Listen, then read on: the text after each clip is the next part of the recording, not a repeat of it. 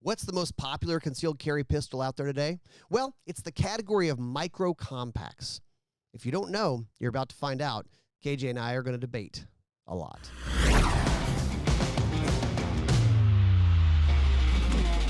Welcome into Gun Talk Nation. This Gun Talk Nation is brought to you by Walther Arms, Safariland, and Timney Triggers, that is. Whew. Welcome in. It's good to be here. Today on Gun, we'll do all like my intro for the guest. Today on Gun Talk Nation, we have a man that goes by many names. But only one name counts.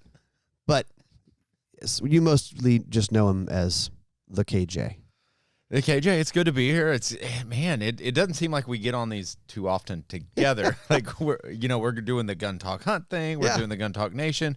Every once in a while, they'll catch us on a live together. Yeah. So I thought we'd we'll have a little micro compact talk, the battle of the micro compacts. There's a whole lot of sexy on the table in front of us. Yeah. There really is. And most people experience this podcast like you should because you just listen to a podcast. Through the airwaves. But because everybody in the world wants to have video, we do video this. We have cameras, so we turn on. So if you're listening to this and you go, I wonder what it looks like. I wonder what they're talking about. I wonder what guns are on the table and where they're going to show them off. It's so sad that you are listening to this. Well, it's not sad that you're listening to it, but it's sad that you can't see these guns because if you want to see it, you go over to YouTube, Gun Talk's YouTube channel. I don't usually mention that enough. I probably should more. Go to Gun Talk's YouTube channel because Gun Talk Nation is on there. Also, GunTalkTV.com, you can watch this stuff there as well, and you don't have to give Google a bunch of money for watching YouTube videos. Right. Your call, whatever you want to do. So what do we got on? We thought we'd talk about micro compacts. So, what are we talking about when we say micro compact? See, that's where I think we should start out first. I was fixing to ask you, okay, well, first we got to tell people what a micro compact is. So we started out with, you have full-size guns. Okay, this is where Ryan and I are gonna we're gonna start arguing early. Yeah, we're gonna just. You got full-size guns, which are like your Glock 17s, full-size M&P, a full-size XDM. It's the big guys. Yeah. P320s, all that. Then you have the compact. Okay. Okay. I so far we agree on this. Compact. Which is your Glock 19s, Technically, it's Walther a Glock 19. PDPs. Does the 19 fit the adjective of compact? No. That's where I'm going to start this fight. Okay, we're going to start it. But it is more compact than the 17. Yes. That's like saying, That's fair. A Camry is smaller than a town car. Yeah. But is it a compact car? No. It's not. But what did you drive before that? Did you drive like a full-size truck? I'm just saying. And then it is a compact. So anyway, then there's compact. Then we have subcompact, which is usually, the subcompacts are usually the compacts just cut. Yes. It's like shorter. It's a shorter grip, so you have fewer rounds in the magazine, and maybe a shorter barrel, shorter slide. Yes. Maybe. That's unless it's a Glock 45, and then it's some kind of amalgamation weirdness that certain people just like. Tom Gresham. But maybe it just fits his hand just right. Yeah. But so then you have subcompacts. Then you have we skipped the micro compact category. Yes. And we went to pocket guns. Well, that's what we didn't realize we were missing a category a few years ago. Well, it didn't exist. I think there was a category because you start looking at your LCPs. LCP was a pocket gun. And that was a pocket gun. And Kel-Tec had their thing. Yes. And you know who was actually doing this before a lot of people? Don't tell him. Don't tell him. Carr was doing this before everybody. And I know there's like 8 people listening to this going, I've been saying that. I've been saying that the whole time. I've been carrying a car for 15 years. KAHR. Yes. Not CAR. But they were single stack. They were single stacked. And then, so we got into the pocket pistols. Yes. We got into those. And those, like, are true pocket pistols. It's the gun you carry when you can't carry a gun. Exactly. Yeah, that's accurate.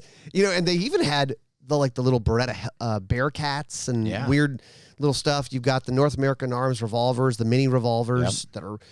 Then they become too small, maybe perhaps super easy to carry. I mean, you could you could stick them in the coin pocket of your jeans. So you go that pocket that no one uses. Yeah, why is why is that still there? That should not be there. So we decide, look, there's got to be something in between a pocket and a subcompact that we're missing. Mm-hmm. Like, they didn't want to go full size. Like, they didn't want to like that grip.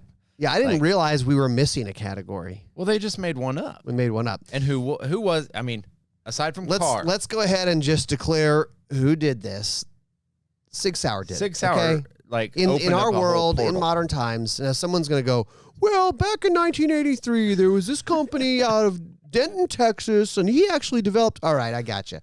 Please, but no, please reach out because I would love to hear the obscure history of this stuff. Or a guy had drawings on a napkin. I love those guys. That's not just in the gun world. That's everywhere. That's everywhere. Dude, I thought of this idea like 7 years ago, but did you do it?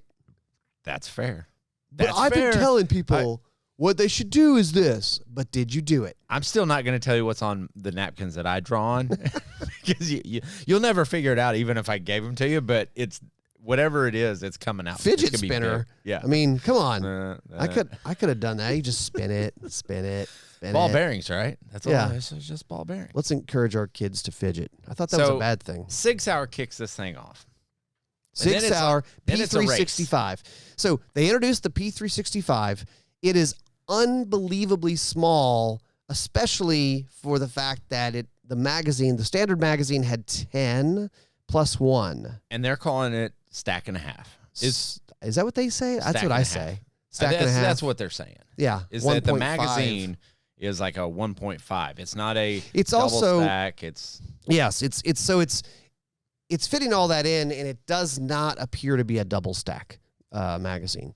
And that was the game changer for all of this.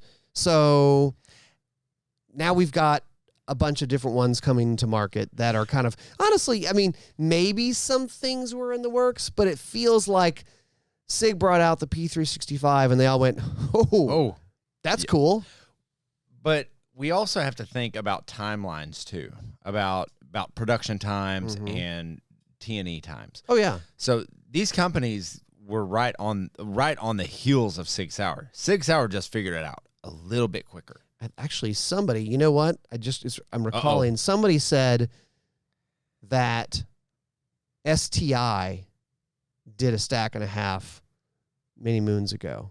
Somebody listening to this, correct me on this. Tell me if I'm right. Was it STI? That's what I was told. Okay. STI/staccato. I don't know, but that maybe they had that. But that's the funny thing about the gun world is, yes, there are new ideas, but sometimes it feels like a new thing comes out and everyone goes, wow, that's cool. And then someone goes, hey, that was done 30 years ago. Yeah. You remember the whatchamacallit thing? The 6.5 Creedmoor. This is so freaking new. Yeah. Like, 6.5, where can they go? The bullets are long, so they have good BC and sexual density. So tell them why. The 6.5 by 55, Karamojo Bill killed like 100 elephants with that back in like 1901. Or I'm probably getting a few of those details wrong. Don't think we're special just because we're shooting that now. 6.5, it's revolutionary. You're right. You're right. This does happen. But what's really interesting to see laid out before us, which is on the table right now, we have a Hellcat, Springfield Armory Hellcat. We have a Smith & Wesson Shield Plus. Yeah, that's a cool one. We've got the Ruger Max 9, which is another cool one. Mm-hmm. And we got a Glock 43X. You know, I skipped somewhere in the chronologically the part here. So you had kind of a part that was the precursor to this. You had the shield. The regular shield was like, ooh, it's pushing limits. Small. Yep. And it was like everyone was like, That's the cat's pajamas. Yeah. 9. It held, the 9mm held like 7. Yeah. And then you had the XDS. That was another one that was like, okay, it's we see where they're going. It's almost pocket sized. The XDS from Springfield Armory, but I have an XDS in 45 ACP, which is what they first brought out. It was like, and what do you call that gun? I'm about to tell them. So they when they brought it out, they were like, okay, the 9mm. The marketing was like, the 9mm's been cute. Let's quit messing around. Let's get back to a man cartridge. And it was like the 45 ACP in this XDS. And I have one. Which he still carries. I have one. Carry that. And it's in the mix, and I like it, but I call it my semi-auto revolver because it holds 5 in the magazine, 1 in the chamber, so it's a 6-shooter. A 6-shooter. It's a 6-shooter. Semi-auto. But good news for everybody else is Ryan is a very quick reloader. So his mag changes are flawless. One of those 6 is going to hit something. Well, actually, all somewhere. 6 will hit something. They'll hit something. But what's really cool about these two is in the evolution process, during this whole process of finding the micro compact, we had the red dot revolution joining. Like they're paralleling each other. Basically, is what has happened.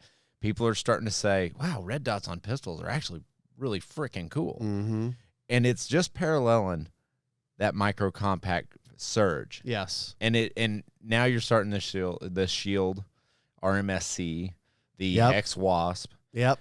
So you're all starting the little micro dots. Yeah. And so they're all tailored beautifully for these micro compacts. Yeah. Which you couldn't have done that a few years back. No, absolutely not. The footprints are way too large, and we're not even. I guess you could have attached it. I mean, but it's just kind of ridiculous because the optic is sticking out way further. It's wider than the slide. Right. And the reason behind these guns is concealed carry. Yeah, this is what they're all about, right? So. And everybody wants to argue about which one. Honestly, we've shot them all. Gosh, they all work. And we're failing to mention also Taurus just brought out. Oh, the GX4. The GX4. Yeah. Which is, I wonder, we'd have to compare prices. That might be that might be the most cost-effective one. Yeah. For someone, the lowest price, especially for someone getting into it. Yeah. I would say, man, and we actually went to Taurus. Yeah. And did a tour there and saw how they're making these, and they kind of gave us a behind-the-scenes look at them.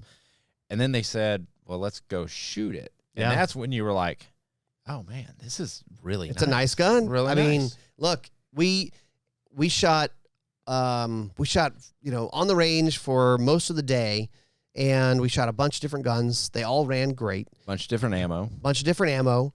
And the GX4 was also, it just ran great. Yeah. It was fine. So I have a question for you. So with all these micro compacts, and how to distinguish them, really, I mean, where do you guys start to draw the line? Because it seems like all the ones that we've shot have run great. Yes. So how do we distinguish them? And how do we start, picking features that you like that I might, prefer something else? So I think things that will vary person to person would be the grip size and shape and angle. So for instance, like the grip angle on the shield, it mirrors the M&P. That's like the big, it's the little brother to the M&P. And I've always liked the grip angle it feels on natural. M&P. Yep. The Glocks, I think, are a little bit more straight up and down.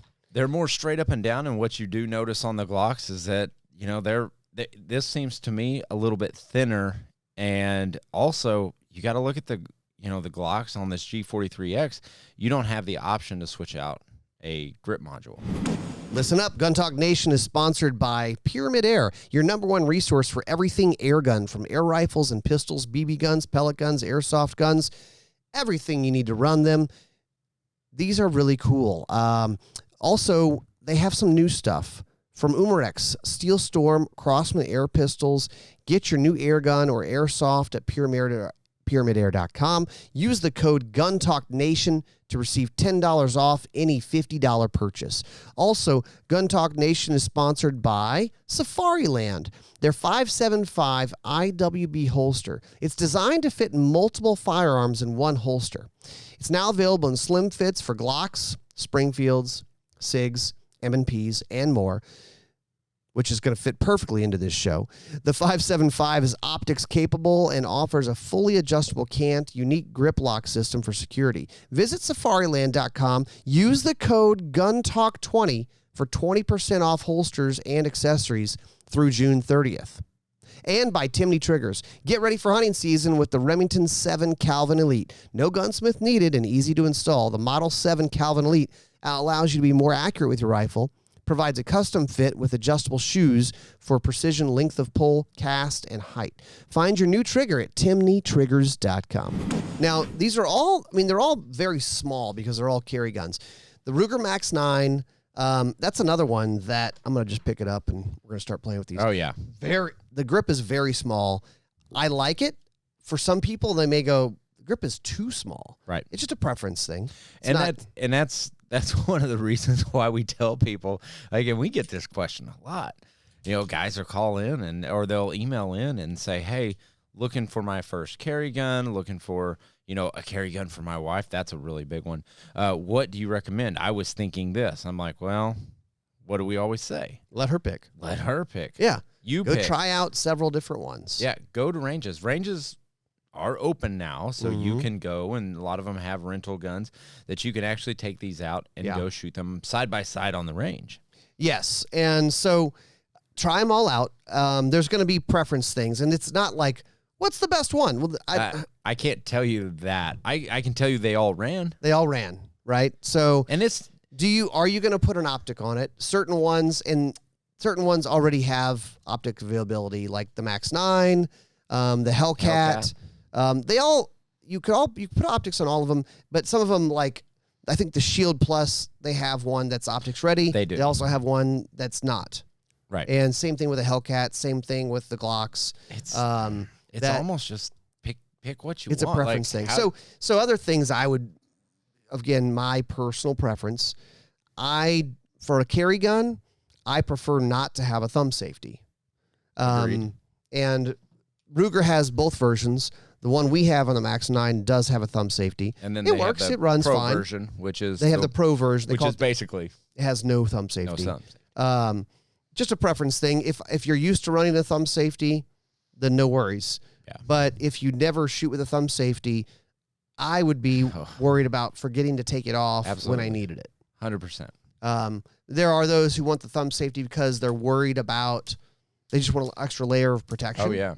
Which, again, personal preference. I think that's more of a training issue of being comfortable with the gun, comfortable running the gun, comfortable carrying the gun, understanding that the gun is not going to go off. Right.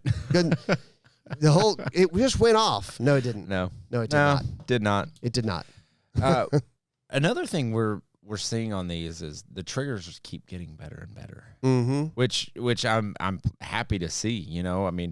They're no longer that long trigger pull, and then you get to that wall, and it's like, come on, the lawyer trigger pull. Let's see how long and heavy we can make this thing. Right. They're all got nice, crisp and clean triggers, and that was an update on this Shield Plus. Yes. Different trigger on this, and then on the Hellcat RDP, which is the one we have here, it comes with the hex optic on top.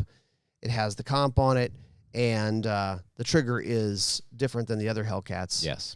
And these different are good. from like the OSP or the regular Hellcat. Right. Yeah. And the other thing that we're seeing is we're quickly expanding on the variations of it. SIG's doing a ton of that. They've got the SIG P365 XL. They have the P365. You can't say it yet. Other things. He can't say. He have other very close. New variations happening, right? And that's one thing that we do see from a lot of these companies, but they're also starting to add accessories to these that you can purchase straight through them, and you've got one in your hand. Yeah.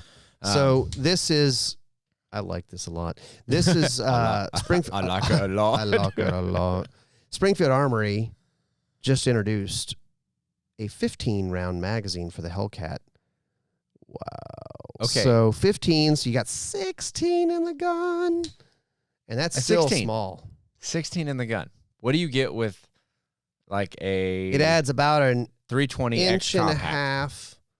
320X compact. Is it about the same, right? 17. Yeah. 17 in So a it's technically compact. Well, this is really, it looks like a double stack mag to me. But the grip is not big. But That's still a carry-ish size. that's carryable. Smaller than a here's Glock what you do. 19, right? Yes. Mm-hmm. Yeah.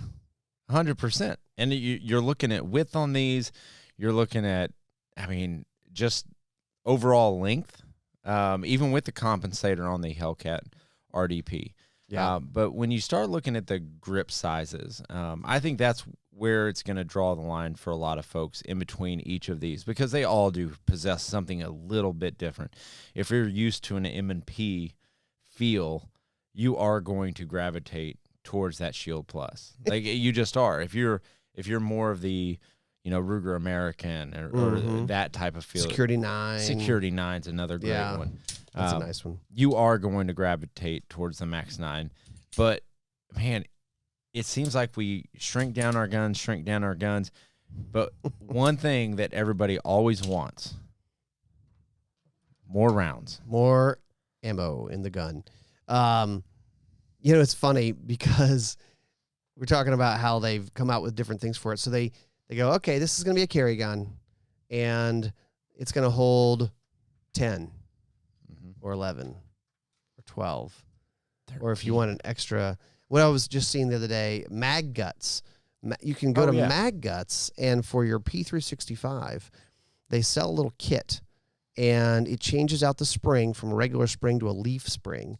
And it changes out the base plate of the magazine. It doesn't make it like a long base plate. It adds less than 1/4 of an inch of length. Okay. But the leaf spring and the base plate, you get you 2 more rounds in your normal on your normal P365 mag.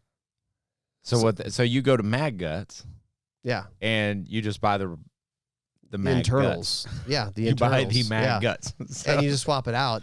And now you've got 2 more rounds on your P365. So that's interesting. On the 12 round, you're getting 14 in the same, pretty much same footprint. It really doesn't footprint. make the magazine longer. You're having a lot of that, right? So you have, and of course, this is confusing. You have Shield optics, yes, which I think they're actually called Shield Arms. They make the red dots, right? Then the you RMSC, yes, like those RMSC and all that. Very nice stuff. And they were kind of the originators of that real micro red dot. Yeah. But then you have Shield mags. Oh yeah. For same thing. For the Glock 43X and 48, and that makes it hold 15. Yeah. It's 15 in the gun. And it's exactly the same footprint. It's just changing. And the Glock mags are good, but they're polymer. And so they have to be a certain thickness. Shield makes these mags metal. Right. And now you can fit a few more rounds in there. Yeah. And then actually quite a few more. Quite a few. not a few more. Mean, it's quite 10 versus it really 15. Is. I mean, that's a lot. Yeah. That's a full row of bullets. Yeah. In the case. From 10 to 15 is nearly a 50% increase. There you go. He's doing math now. I'm gonna bow out. It's a math right thing. now. Yeah. But you also we talk about all the different accessories, and sights is a big one. If they offer them for all of them. The Shield. True. I mean, you got companies like High-Vis putting a lot of good stuff out there. But and the holsters. Gosh, yeah. Taurus introduced their new GX4, and immediately out of the gate, I saw Crossbreed and I think Galco. Galco, yeah. Both said, "Hey, we got holsters for it." And that's what's funny about the gun industry is that if something's coming out, like they're sharing information, like they're planning ahead. This is a whole thing. Inside baseball story for you. You know what? One of the funnier things to me is, and we've talked about this on the shows before, is that we will have to sign NDAs, non-disclosure agreements, A lot. to get new stuff in to film with it or whatever. Well, everybody has to sign those. So, like, obviously, Galco and Crossbreed, they had the guns early so that they could make holsters for it. So occasionally we'll have this thing happen. Gosh. I know exactly where where you're like, going. Hey, well, we have a new gun in that we're working with that it's coming out, next week on Tuesday. And like, they'll go, yeah, I know, but we can't tell each other about it. You can't tell each other. I hear these conversations across the hall, and I'm going, okay, I think I know, but I'm not going to yell it out because he's on the phone talking to someone. Yeah, I can't say like I know you're talking about the Taurus GX4? Yeah. I'm like, no, I was talking about something else. What's that? Yeah. I don't know. Never mind. Who is this? NSA. And then hang up. Yeah. I hear these conversations go across the hall, and I'm go, it's the whole, like, I know. I think you know. Do you know? Do you know what I'm talking about? And we've even had these conversations between each other, and I can't tell you that I know, but you know, right? We both know. I'm pretty sure we know. Or we do the thing where you just heard where I'm like, they also have, and KJ goes, we can't talk about that yet. Yes. I do that. Oh.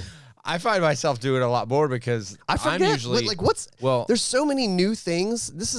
You guys are so dang spoiled. Oh, yeah. There's so many new cool products, even though everything's sold out. Yeah. There's new stuff. Honestly, the gun company shouldn't be releasing anything new. No, just make what you can. Just make Hellcats. Just make shields. Just keep going. Why do innovation? Well, I mean, I'm glad they do. I'm glad they do, but they're always looking ahead, is what I've noticed, and we kind of had these conversations with guys coming in to film with us. Mm-hmm. Is that we say, like, you guys are making how many shields were they making? A lot. I mean, or 365s were they making? They were making somewhere of like it was 40,000 a month or something. I don't know. I mean, it was something like that. It was something ridiculous, and they were all sold. Right. So why make anything else? Yeah.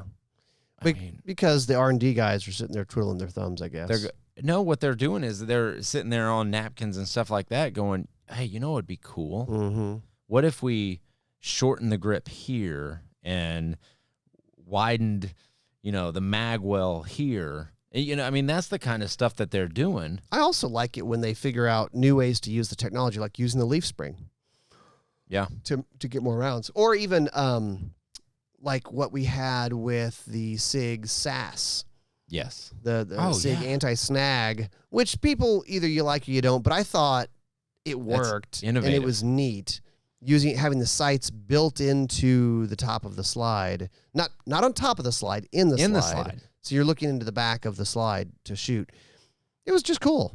I mean, yeah, when companies start doing that and they start kind of thinking out, like you said, I mean, they're like thinking outside the box on different ways to look at the firearm. Yeah. And that's really what they've done with these micro compacts. Yeah. So they're going, well, but I thought you guys were going to tell us which one was the best one.